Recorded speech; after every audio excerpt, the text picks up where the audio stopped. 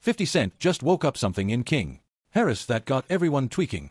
Lil Bro hopped on live and went nuclear. You not loved. You rich, but you not loved. Money means nothing without no one to spend it with. But King and T are not ready for what Boozy said after that. Let's get into it. 50 Cent crosses the line and King Harris loses it. Now look, there are certain things you just do not do in hip hop. You can talk about a man's music all day long. You can clown his hairline, his fashion choices, his streaming numbers, whatever. That is all fair game. That is part of the culture. But there is one rule that has existed since the very beginning of this rap stuff. A rule that even the most reckless, most disrespectful figures in the game have historically understood. And that rule is simple. You do not bring a man's family into it. You do not go after somebody's wife. You do not go after somebody's mama. You keep the beef between the two people who actually have the issue. But on February 22nd, 20126, Curtis 50 Cent Jackson decided he was going to break that rule in the most public way imaginable. And the fallout from that decision has turned into one of the wildest, most personal, and most uncomfortable beefs the hip-hop world has seen in a very long time. Here is what happened. 50 Cent and T.I. had been going back and forth about versus battles and snitch allegations for weeks. At that point, the tension was real, but it was still within the bounds of normal rap beef territory. Two grown men talking slick on the internet, nothing that had not been seen 1,000 times before. But then 50 Cent took to Instagram and posted an unflattering photo of T.I.'s wife, Tama Tiny Harris, captioning it in a way that was clearly meant to humiliate her in front of his millions of followers.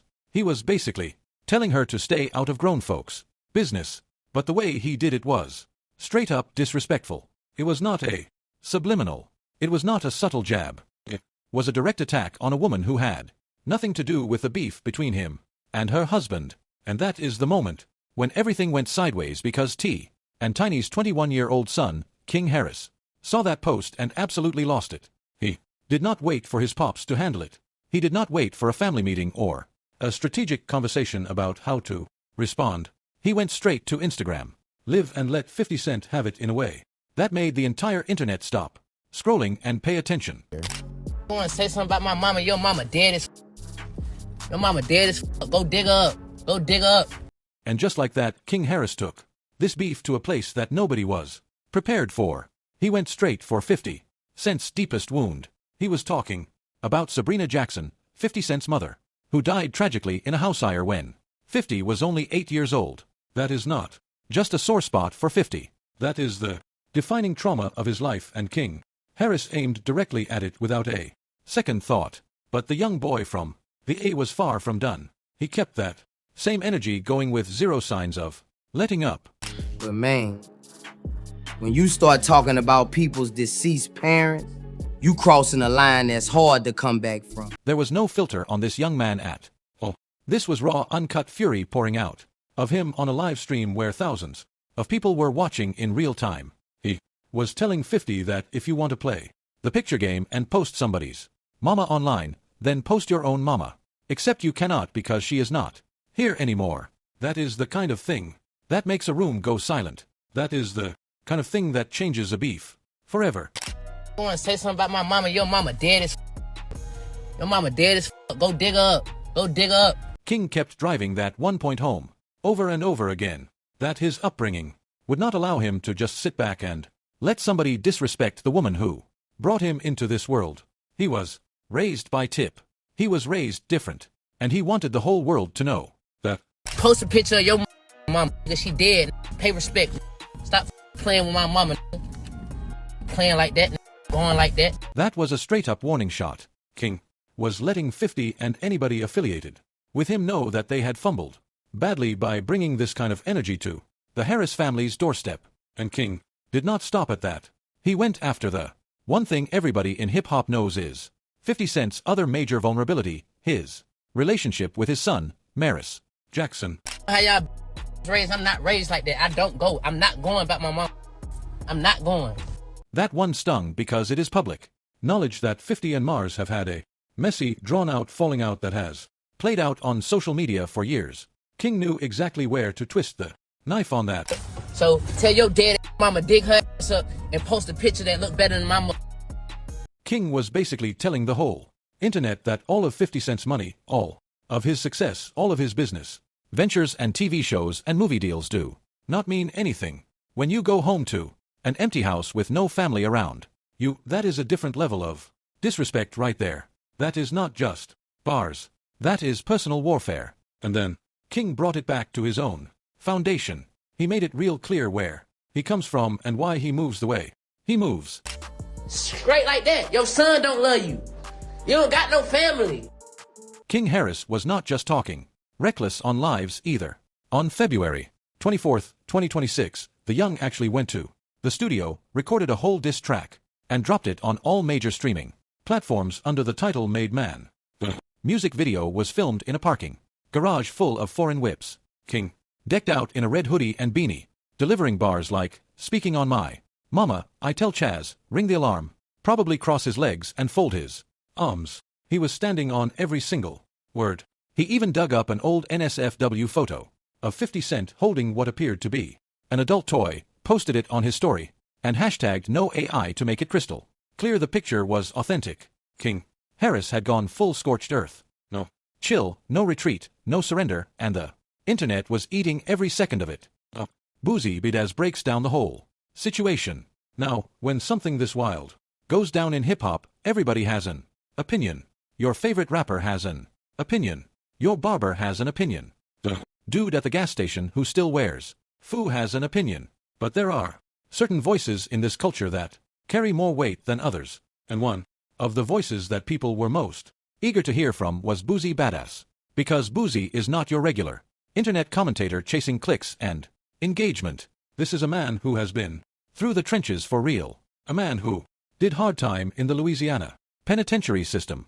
A man who has lived by the street code his entire life and who has never once hesitated to tell you exactly how he feels about a situation, regardless of who it might offend. So, when Bowie sat down and addressed the King Harris and 50 Cent situation, the whole culture leaned in to listen, and the first thing Bowie did was acknowledge the root of King's anger. He did not dismiss the kid. He did not call him a fool. He understood the emotion driving the whole thing. I don't play by my mama. At the end of I don't play by my mama. I'm just how I'm raised, nigga. I wasn't raised by y'all father. My dad is TIP, Tip. That's how I'm raised. I don't play like this. Simple as that. In the hood, in the suburbs, in any household where people actually love each other, your mama is sacred ground. That is not up for debate.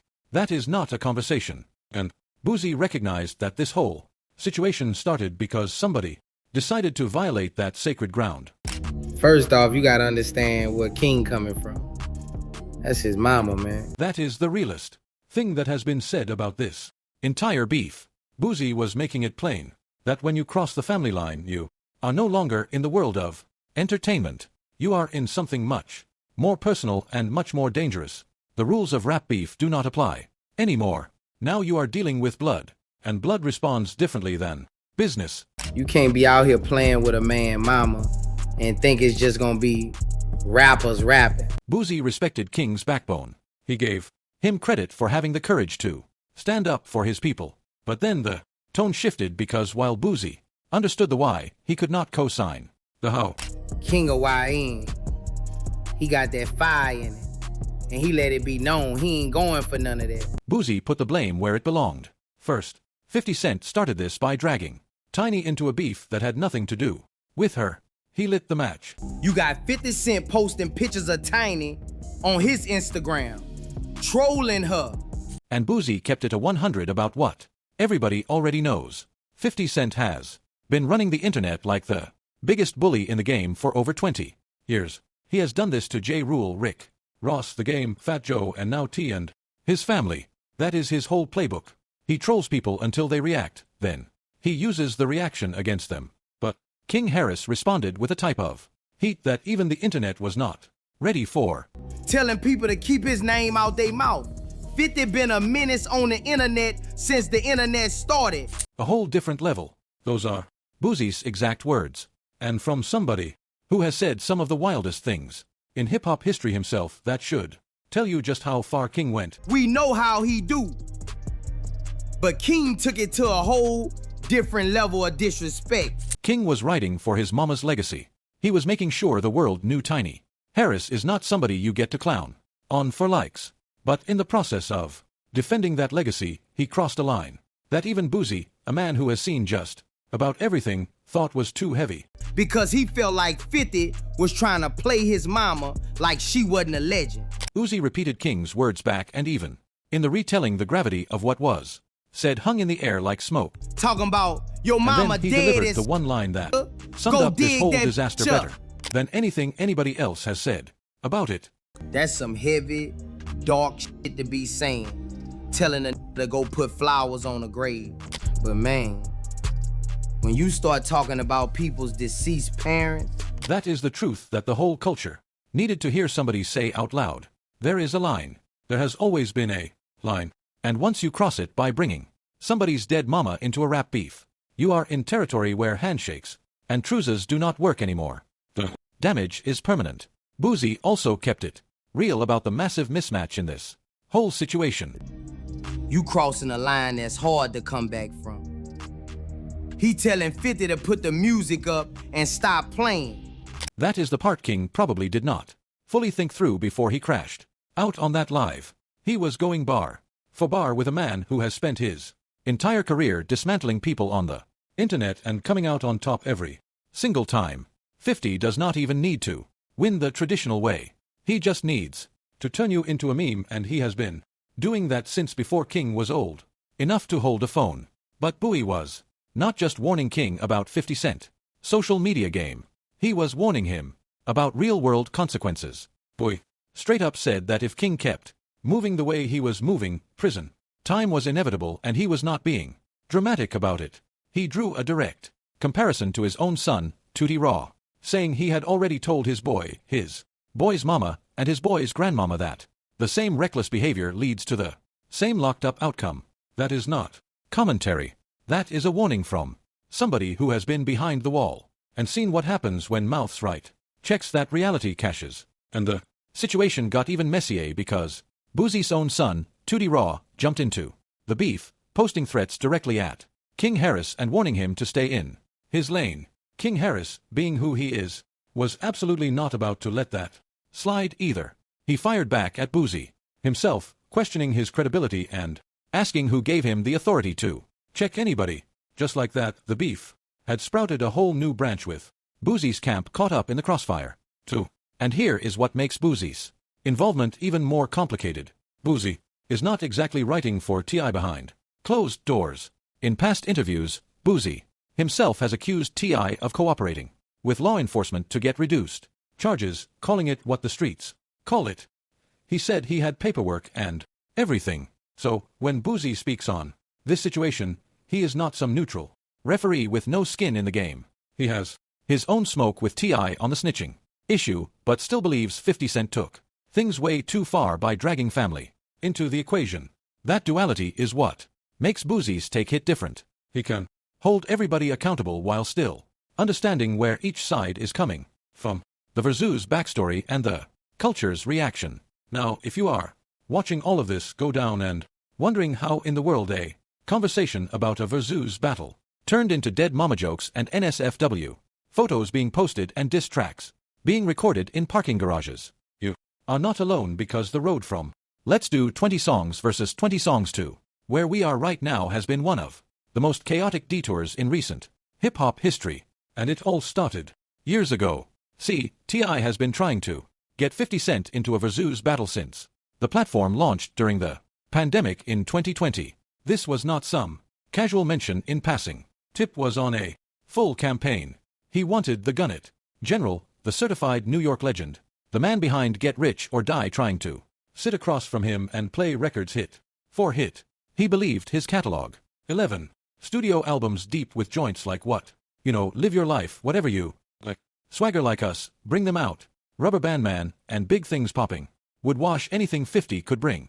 He even brought it up on 50's birthday in 2020, posting a 3-minute IG video challenging him directly and mocking 50's 2007 sales loss to Kanye West as proof that 50 was scared of catalog battles. But 50 Cent was never interested. Not in 2020. Not in 2021, when T.I. literally crashed the stage at the Atlanta premiere of 50's show Black Mafia Family and grabbed the microphone, calling him out. And not in February 2026 when T.I. went on Shannon Sharpe and Chad Okesko Johnson's Nightcap podcast and said it again for all the world to hear. Nah, I said I wanted 50. That what I said. He don't want no smoke though. Every single time T.I. pulled up with the challenge, 50 responded the same exact way, reposting old Crime Stoppers commercials and alleged court footage to push the snitch narrative, captioning it all with, "Keep my name out your mouth." And no verses, "Let's do the stay away challenge." That was 50's whole blueprint. Reflect, troll, and flip the conversation using memes and old footage, instead of ever actually engaging with the music. And it worked every time, because most people did not know how to handle that kind of energy. But on February 22nd, when T.I. sat down with the $1 million worth of game podcast, and publicly said he lost all respect for 50 after the Versus ducking, 50 Cent did not just troll this time.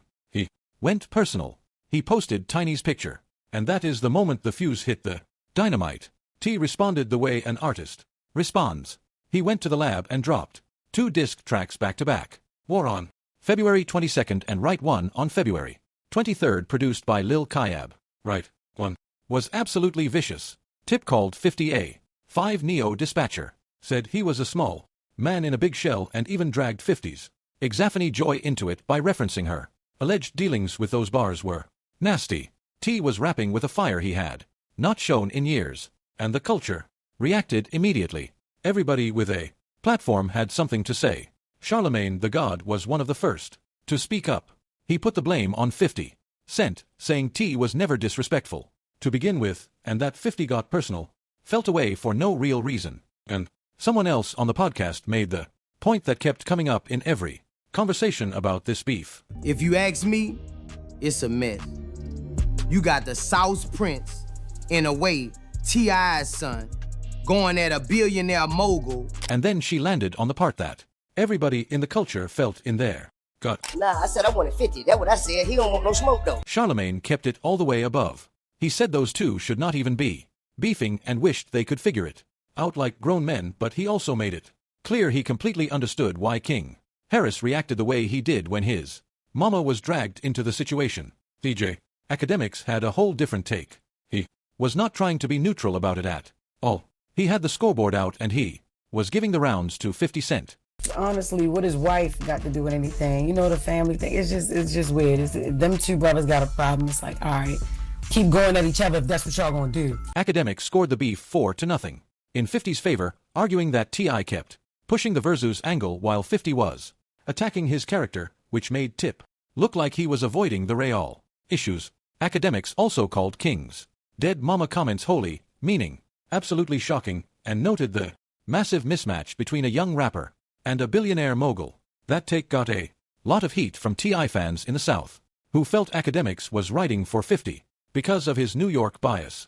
Joe Budden chopped it up on his podcast and gave one of the more balanced takes in the whole discussion. He said he loved the family flex and called T.I.'s diss tracks the cheat code to beating 50 Cent, because the one thing 50 has never been able to handle is a real musical response. His trolling only works when the other person responds emotionally on social media. When somebody actually goes to the booth and drops bars, 50 does not have an answer for that. Button also raised the red flag that everybody needed to hear. He questioned whether the beef had gone too far now that deceased family members were being invoked, saying that once you cross that line, reconciliation becomes almost impossible. Angela Ye covered the whole saga through her way up with Ye platform, keeping it mostly neutral, but highlighting some key developments. Pointed out that King wasted no time jumping in after 50 restarted the Harris family beef by posting Tiny, and she dropped an interesting piece of info that a lot of people missed. 50 Cent had actually started removing all T.I. related content from his Instagram, which looked a whole lot like backtracking to a lot of folks watching from the outside. Shannon Sharpe and Chad Okesinko Johnson, who sort of started this latest round by hosting T.I. on their Nightcap podcast, also reacted to the escalation on their show, discussing 50's Tiny post, King's response, and whether this whole thing was about to turn into an actual war. They kept it mostly entertaining, but with the underlying caution that everybody was feeling. This had gone from sport to something much more serious very quickly, and that is where things stand. As of February 26, 2026, King Harris's Made Man is picking up steam on the streaming platforms. Is still previewing new material aimed at 50. 50 Cent has wiped his page clean of TI content, but continues finding slick ways to troll in the background. Boozy has dropped his take and gotten himself dragged into a side beef with King in the process, and the whole hip-hop world is watching this play out like a reality show that nobody asked for, but everybody cannot stop tuning into. The question that keeps coming up in every comment section, every podcast episode, and every barbershop debate is the same question Boozy asked in his interview. When you bring dead parents into a rap beef, when you tell a man to dig up his mother's grave, where exactly do you go from there? Because in this culture, lines get crossed all the time. Disrespect is part of the game, but there are certain lines that once you step over them, there is no walking back, no squashing it over a phone call, no mutual friend brokering peace, no photo op at a charity event. The damage is done, and everybody caught up in this situation. King Harris, 50 Cent, and Boozy himself knows that when it comes to bringing up somebody's dead mama, there is no coming back from that. Not today, not tomorrow, not ever. Like this video. Click on the card showing on your screen for more.